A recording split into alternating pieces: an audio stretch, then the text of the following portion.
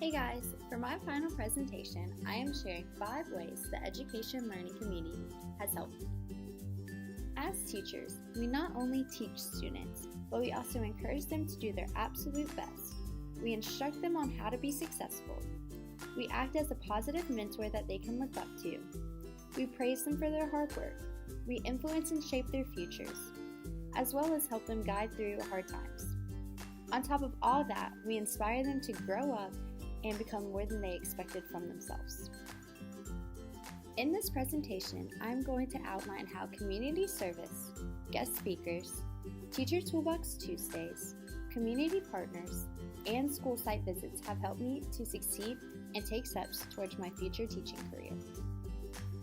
Giving back to the community through community service allows us as a learning community to help those in need.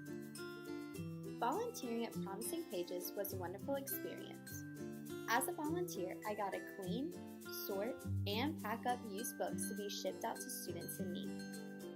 Providing children with books that are in families who may not be able to afford new books not only helps expand their knowledge, but it also helps to establish a love for reading at a young age. As a teacher, I can donate books to Promising Pages or organizations like it, as well as using their service to help children who are in my classroom that may be in need. In Education 1000, we also got to hear from a couple guest speakers with information that can be useful for us as teachers in the future.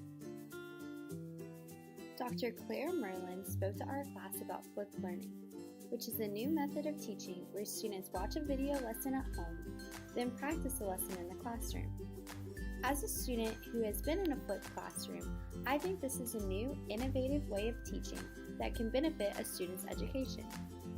As a teacher, I think I can use technology in the classroom with lessons such as flipped learning that can help students understand the material better, and they can get the help they need when they don't understand it.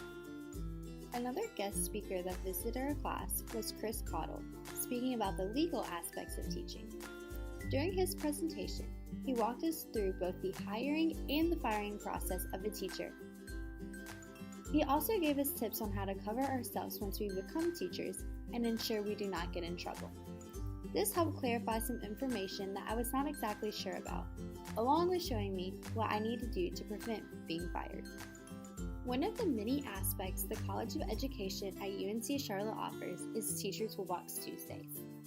The first Teacher Toolbox Tuesday we attended was Classroom Management 101, where we learned how to handle situations that may come up within our classrooms. We also discussed the importance of having set procedures to follow for all activities. To conclude this session, we looked at real-life situations that will occur in our classrooms and what effective methods we can use to solve them.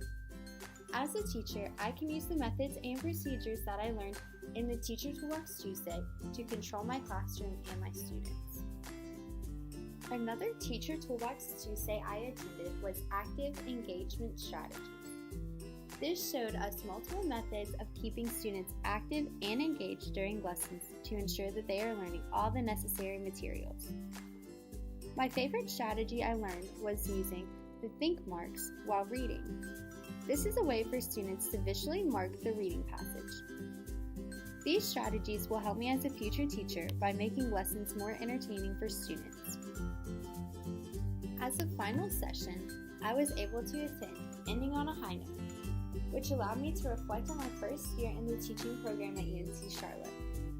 We filled out a teaching pyramid of strengths as a way to write out our strengths on paper to compare in later years. I think reflecting and evaluating on your teaching at the end of the year is a great way to make sure your lessons are remaining effective for all students. Reaching out to community partners is a great way to plan fun educational field trips for students. Latta Plantation is a historical landmark that walks us through what it was like to live as a slave in North Carolina back in the day. This plantation allows schools to set up field trips that can accommodate specific grade levels or subject areas. As we toured the plantation, our guide explained how he personally changes the way he gives tours, depending on the age range he is working with. While on this trip, I learned that you can adapt any trip to fit an educational lesson that you are trying to teach. Another place we visited was the Mint Museum in Uptown Charlotte, which has multiple pieces of art on display from local and non-local artists. While on this trip, we were guided through the museum by a worker who explained how to ask questions that can guide a student's thinking to a subject matter to become deeper.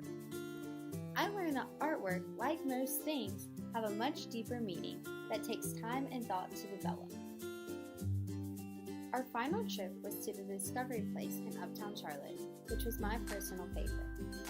While on this trip, we got to walk through an interactive museum that activates students' learning by experimentation. After walking around the Discovery Place, we got to visit the Discovery Place office that works directly with teachers. While touring the facilities, we learned all about interesting teacher development programs that Discovery Place offers to partnering schools, as well as different kits you can rent for various lessons. Last but not least, school site visits have allowed me to have hands-on experiences with elementary-age students. I completed my clinical hours at the John Crossan School, which is a private school that specializes in teaching students K-12 suffering from learning differences. While I was there, I got to observe a 4th grade class with 5 students that had a variety of learning disabilities. These observation hours helped me not only learn different strategies for teaching students with learning disabilities, but I was also able to work directly with the students to practice these strategies. Being a part of the education learning community this year has not only helped me professionally, but it also gave me a great set of friends and roommates that I know I can count on no matter what. Being in the learning community has opened so many wonderful opportunities to me as a student at UNC Charlotte, as well as a future educator. I cannot thank Lisa, the mentors, or you as my classmates enough for allowing me to be part of such a tight-knit community and making memories that will last a lifetime. To conclude my final presentation, I have decided to add just a few photos I've collected throughout the year from some of my favorite education and learning community events. This first photo was from the SMCAE blanket making event, where we volunteered our time to make fleece blankets that would go to children in hospitals to comfort them. This next photo was taken in front of the Firebird sculpture in Uptown Charlotte after we visited the Mint Museum on one of our field trips. This interesting sculpture was placed perfectly between 2 popular art museums. Finally, here are 2 pictures that were taken while we were walking through the Discovery Place, the interactive museum in Charlotte. The one to the left was in front of a beautiful graffiti wall upstairs that has so many vibrant colors and illustrations. The one on the right was Dakota and I looking at the rainforest area that the Discovery Place has on display with multiple different features to look at. Robert John Meehan said, "The most valuable resource that all teachers have is each other. Without collaboration, our growth is limited to our own perspectives." The education learning community has given me some of the most smart and caring people at UNC Charlotte that I can use right now and in the future to collaborate and share ideas with. I hope that each and every person in my learning community feels the same way.